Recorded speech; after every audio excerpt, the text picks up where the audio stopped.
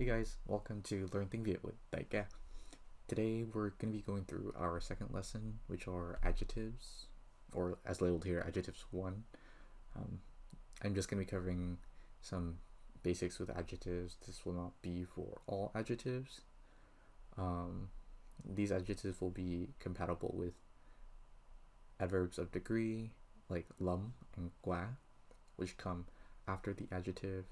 So the word ordering is subject, adjective, and then the adverb lum or quá.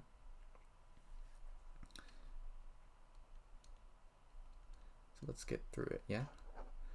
So the reason why we have this word ordering in Vietnamese, you can kind of not include these adverbs of degree, but that doesn't really work out as a sentence. Sometimes doesn't really sound correct, or not as correct as it could be. It could be said to be grammatically okay, but it's not the best sounding thing ever. Now, so number 1, chiếc áo dài này đẹp lắm. Chiếc áo dài này đẹp lắm. So this áo dài is very pretty, right? So let's take a look at the structure here. Let's analyze it a little bit. Okay. So chiếc áo dài này. Okay. This is basically, I'm going to call it a noun here, but it's a noun phrase, right? But this is the subject of our sentence, right? Đẹp is our adjective, and then lắm is our adverb of degree. So here it means very, right? So this áo dài, pretty, very, literally. But this áo dài is very pretty. Now, second sentence. Chiếc quần này đắt quá.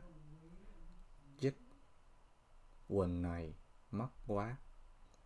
So the N here stands for northern, the S stands for southern, and it just translates to these pair of pants are very expensive, right?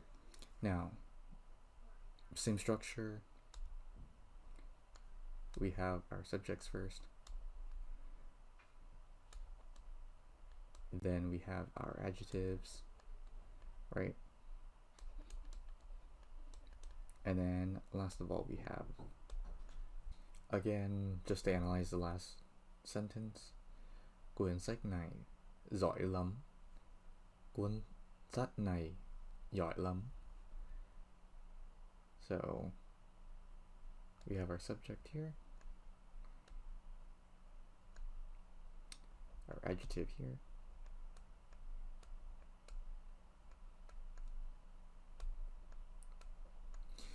and then we have our adverb of degree. Now, you might be asking, why specifically are we using lum and quá? The reason why we use lum is because it has a more positive connotation, whereas when you say quá, it has a negative connotation, and this has to do with quá specifically. What it has to do with is quá is a Sino-Vietnamese word. It